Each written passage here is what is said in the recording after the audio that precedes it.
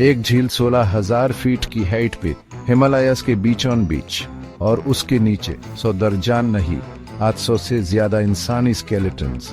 न कब्रिस्तान, न बैटलफील्ड, सिर्फ एक शैंट फ्रोजन लेक जहां लोग मरते नहीं सो जाते हैं। रूपकुंड लेक, इसका नाम है स्केलेटन लेक, और इसका राज अब तक सबसे बड़ी कोल्ड केस मिस्ट्री बना हुआ है। आज हम उसी मिस्ट्री का पोस्टमार्टम करेंगे, लॉजिकल, जजमेंटल और फैक्ट्स के साथ। रूपकुंड लेक उत्तराखंड के चामोली डिस्ट्रिक्ट में है, एक ट्रैकर का ड्रीम और हिस्टोरियंस का हेडेज। 1942 में British forest ranger H.K. Madhwal ने सबसे पहले नोटिस किया फ्रोजन झील के अंदर और उसके आसपास हंड्रेड्स ऑफ ह्यूमन स्केलेटन्स बिखरे हुए हैं। पहले तो लगा मे बी कुछ सोल्जर्स गए होंगे या लोकल ट्रेजेडी होगी, लेकिन जैसी जैसी स्टडीज हुई केस और क्रीपी होता गया। कुछ लोग बोले ये जनरल जोरावर सिंह के सोल्जर्स थे, कुछ हिस्टोरियंस ने बोला ये तो 19वीं सदी के ट्रेडर्स या पिलग्रिम्स थे जो किसी डिजास्टर में मारे, पर न वेपन स्माइल न ट्रेड गुड्स, कुछ तो मिसिंग था। क्या 800 लोग एक साथ नेचुरली मर सकते हैं बिना फाइट के, बिना डिजीज के? यह कहानी सिंपल नहीं थी। 2004 में फोरेंसिक साइंटिस्ट ने उन बोन्स का DNA टेस्ट किया। रिजल्ट, बोन्स नवीन सदी के हैं, मतलब अराउंड 1200 से ज्यादा साल पुराने।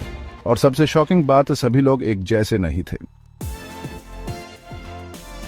एक ग्रुप साउथ एशियन ओरिजिन का था जैसे लोकल्स या पिलग्रिम्स, लेकिन दूसरा ग्रुप मेडिटरेनियन एंसेस्ट्री का, मतलब साउथ यूरोप या ग्रीस के लोग जैसे DNA ट्रेड्स। तो सवाल है, ग्रीस के जैसे लोग 9th सेंचुरी में हिमालयस के ग्लेशियर के पास क्या कर रहे थे? बोन्स के स्कल्स पे क्रैक्स और डैमेज माइल, लेकिन किसी वेपन का नहीं। एक्सपर्ट एनालिसिस ने कंक्लूड किया ये लोग एक मैसिव हेल स्टॉर्म में गोल्फ बॉल साइज के इसके गोल डायरेक्ट हेड पे ला गए और लोग वहीं पे गिर गए। एक एंशिएंट फोल्क सॉन्ग भी मिलता है गढ़वाल रीजन में जिसमें कहा गया देवी का गुस्सा था और आसमान से पत्थर बरस गए। मिथोलॉजी और साइंस ने मिलकर एक स्पाइन चिलिंग एक्सप्लेनेशन दिया।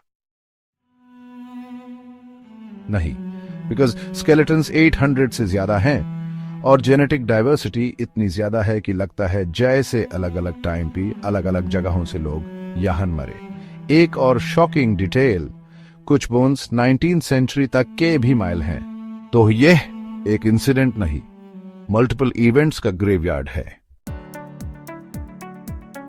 Ancient pilgrimage gone wrong. High altitude plus bad weather equals death. Secret mass sacrifice, देवता के लिए कुर्बानी, outsiders involved, foreign traders या looters जो ग्लेशियर में फंस गए। कुछ लोग तो क्लेम करते हैं कि कुछ स्केलेटन्स के साथ आयरन रिंग्स और वुडन आर्टिफैक्ट्स भी मिले, जो अब पब्लिक रिकॉर्ड्स में नहीं है। तो क्या कुछ एविडेंस इंटेंशनली हाइड किया गया?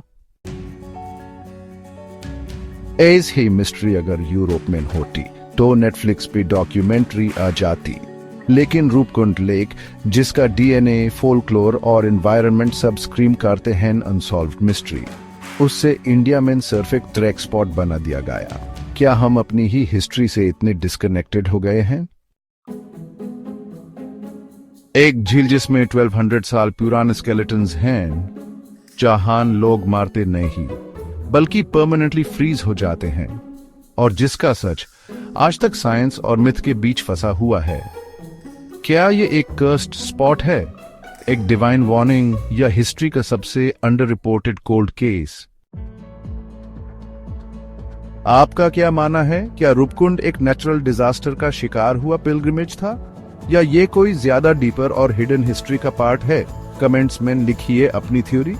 और अगर आपको ये वीडियो लॉजिकल और चिलिंग लगा हो, लाइक करो, शेयर करो और सब्सक्राइब करो। ऐसे हाई जजमेंटल ब्रेकडाउन्स के लिए हिस्ट्री बोरिंग नहीं होती, बस उसका ट्रूथ छुपा होता है। मिलते हैं अगले मिस्ट्री में।